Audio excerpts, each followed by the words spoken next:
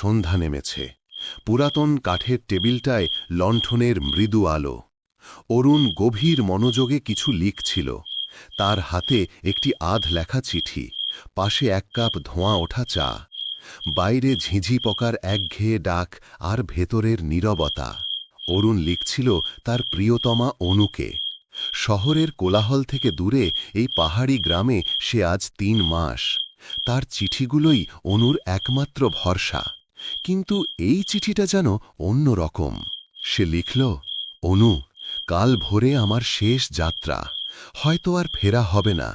জানি তোমার প্রতীক্ষা কঠিন হবে। আমার জন্য মন খারাপ করো না।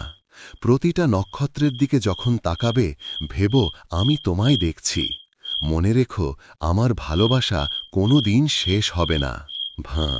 দরজায় মৃদু টোকা পড়ল। গাঁয়ের মোড়ল এসে দাঁড়ালেন। অরুণ, সময় হয়ে এলো, রওনা দিতে হবে। ওয়াঁ। অরুণ দ্রুত চিঠিটা ভাঁজ করে খামের ভেতর পুরল। মোড়লের হাতে দিয়ে বলল, এটা যেন অনু সময় মতো পায়।